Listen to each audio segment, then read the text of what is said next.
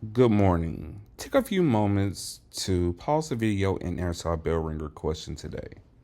It asks, how do Punnett squares help us determine the probability of inheritance?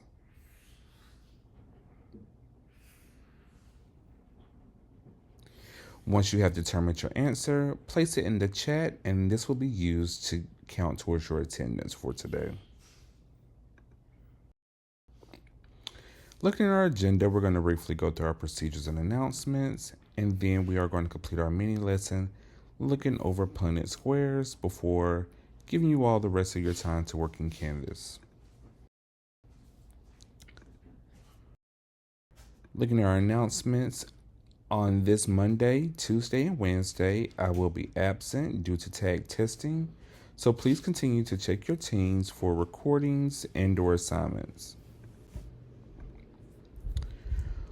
On this Tuesday, February 11th, we will have math night at Chick-fil-A.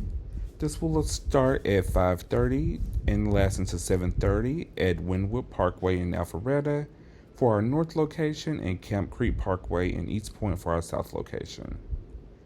On Wednesday, February 12th, all 6-period classes will be asynchronous. And next Monday, February 17th, there will be no school due to the holiday. And Tuesday, February 18th, there will be no classes due to the teacher workday. Looking at our assignments and due dates for this week, we have our 06.03a Human Genetics Lab that's going to be due by Friday. So please be sure you are looking at Canvas and completing that assignment this week. As we look at genetics, our standard is S7, L3C, where we ask questions to gather and synthesize information about the ways humans influence the inheritance of desired traits in organisms through selective breeding.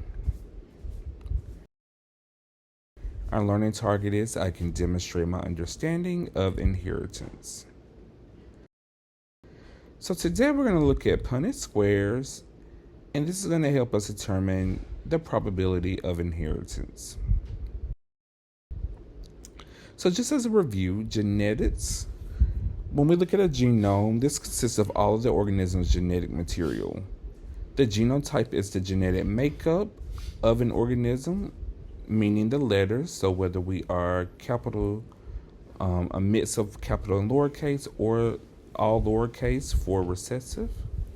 And then the phenotype is our physical makeup, it's our description. This will determine what the actual trait represents.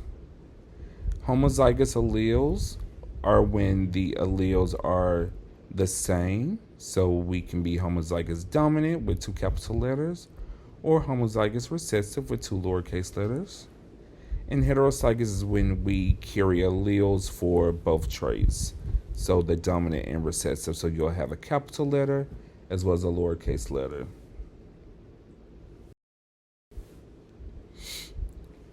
Some alleles are dominant over others. There are 2 genotypes that can produce the dominant phenotype, that is homozygous dominant and heterozygous. Both will produce a dominant phenotype. So for example, when we're looking at this flower here, if we're looking at the allele or the trait of it being red, it can carry the homozygous dominant alleles of 2 capital R's for being red, or it can carry the heterozygous alleles, a capital R and a lowercase r, representing that the red trait will still express itself. A way to show the possible combinations of genes that offsprings could have are Punnett squares, and this helps us predict the possibilities of traits in offsprings if you know the genotypes of the parents. Gametes are placed above and to the left of the square, and then the offspring are placed inside the square. Capital letters represent the dominant alleles, whereas lowercase letters represent the recessive alleles. So let's get some practice. We're going to look at a trait of being tall or short. The mother is going to be homozygous short and the father is heterozygous tall. So step 1 is going to be to write down the genotypes of the parents.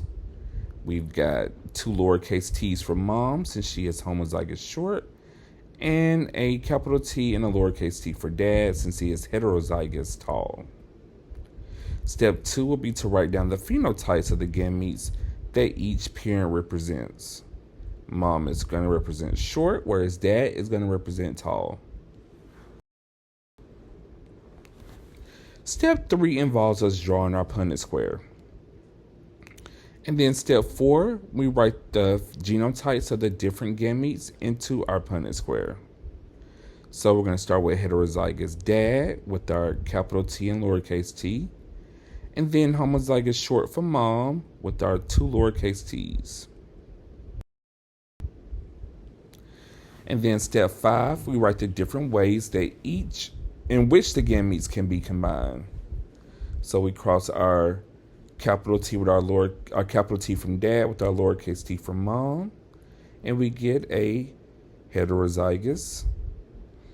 We cross our lowercase t from dad and our lowercase t from mom in our top right corner, and we get homozygous recessive. We cross our capital T from dad with our lowercase t from mom in our bottom left square, and we get heterozygous. And then our lowercase t from dad and our lowercase t from mom in our bottom right corner, and we get homozygous recessive. So we're looking at the probability of the genotypes. There are 4 possible ways to combine the genotypes. Count how many times each genotype appears in the Punnett square, and it gives you the probability. The probability of heterozygous is 50%, since we have 2 possibilities of a capital T and lowercase t. And the probability of homozygous recessive is also 50% because we have 2 cases with lowercase t's. Next, we look at the phenotypes. You look at the genotypes of your offspring in the Punnett square and decide which phenotype each one should produce. And you count how many times each phenotype appears in the Punnett square. And this gives you the probability. So the possibility or probability of being tall is 50% due to the heterozygous outcome. And the probability of being short is 50% due to the homozygous recessive of 50%. So as we wrap up today, our target has been to demonstrate our understanding of inheritance. This week you have your 06.03a Human Genetics Lab to complete in Canvas. If you have any questions, feel free to message me in Teams or respond in the chat. I hope you all have a great day, and I'll see you all soon.